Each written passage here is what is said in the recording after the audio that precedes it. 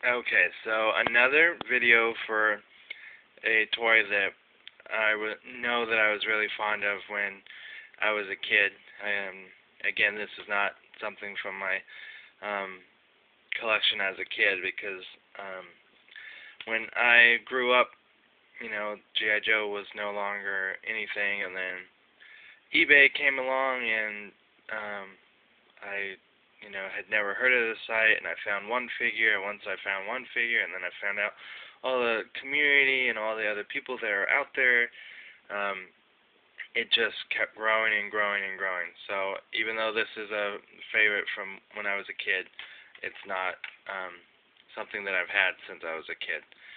So the only thing is if you are got a big enough G.I. Joe room, or you have maybe a smaller collection and you can keep the vehicle in some type of protective case or whatever, more power to you, because hopefully the video doesn't show it, but you can see me just playing with it right there, because this thing has so many little, details on it that there's all this dust that just gets in there. So even though I'm not one of their sponsors, if you have those duster things, I think there's Swiffer sweepers or something like that, definitely get some of those. I definitely need to still get some of those, just because there's so many little spots that you can get dust, and I really did try and clean this up,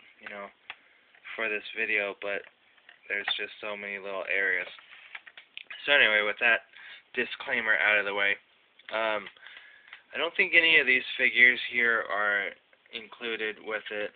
I think these are some repaints of something that just recently was out, 2000, the year 2000 or so. So not, these aren't 1980s or 90s figures. They're the remolds of them or repaints of them.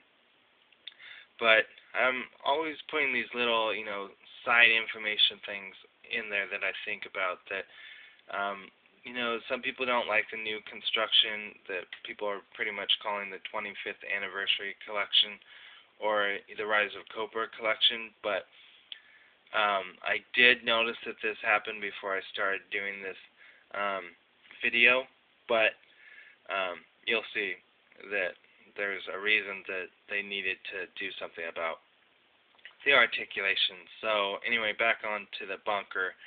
I thought it was called the Battle Bunker, and I kept looking and I looked, and then I finally did a search, and it's the Mobile Battle Bunker. And I don't really know if it really is a bunker. I'll have to look up that definition, but it is mobile. It shows little treads, but there's actually 4 wheels, those little thin gray things. That's what those are. So it doesn't really roll on the treads. It rolls on those wheels. And I don't even know if it rolls that well, because I have it on a table right now, and it's not really rolling. It's got 2 places up here for you to have figures sit. These guys aren't really sitting too well into it, but there's these little plastic seatbelt type clip things that they're supposed to sit into, but I've got them all geared up so their backpacks prevent them from sitting all the way back. But so there's 2 people there. They've got little handles right here because 2 figures can stand, one on this side and one on that side. So I like the fact that the handles are there. It gives them something to hold on to.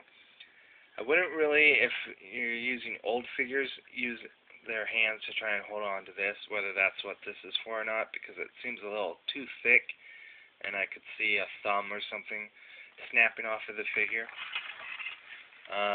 It's got pretty well armed, a missile, not missile, but a gun up here, so there's that.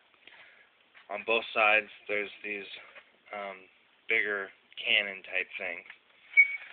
It's got a little ram right here, so it it can knock things out of the way. But the best part about this, besides being able to hold as many figures as it can and the weapons and whatever, is when you lift up this part, it brings up the missile rack that's in there. So that I think is pretty cool. And now for why it's a good thing that they changed their articulation. I don't think I did this. I think it's just eventually over time they snap, even though this is a figure from 2000. So yeah, it has been 9 years or so, but still. Yep, there you go. G.I. Joes used to be held together with little plumbers, O-rings, or rubber bands, if you want to call it that. And so I was like, well, maybe the hook just came loose. But nope, hopefully it shows off right there that it snapped. So at least with the Rise of Cobra figures, you don't have their waist, falling apart. And most people say, yeah, but you can buy a bunch of these things for, I don't know, 500 of them for less than $5, or maybe even 1,000, or it's really cheap to. But still, a kid or a parent doesn't really want to have to replace these all the time. So that's one reason I can forgive, Hasbro for changing their articulation, is because what a bummer to open up something and say, oh, great, I have to do work. I have to put my own figure back together. But anyway, so it only has room for the one driver, and again, it's got one of those plastic seatbelt type things. And then I don't know if you're really supposed to have the figure hold, but it looks like these little handles. But yeah, they're over here too, so I'm not really sure if these are supposed to be handles or if they're just part of the gear mechanism that's in there. So it is kind of odd. I guess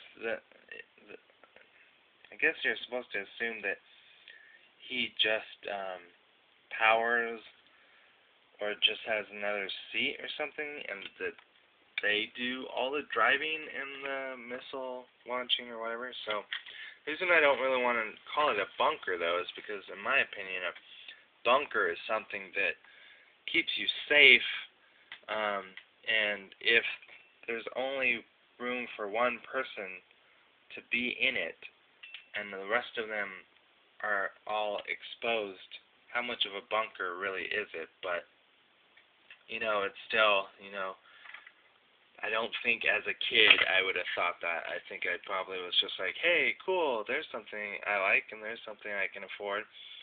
And I'm starting to think that if this was a 90s figure, vehicle, I most likely bought this when I had my paper route, so that was pretty cool. So just one of the reasons, again, I collect G.I. Joes is not just to be a geek, as some people might say, but there's a lot of memories and, different times and stuff that are attached to the vehicles and figures and stuff. So, anyway, there's my thoughts on one of my favorite vehicles, the Mobile Battle Bunker.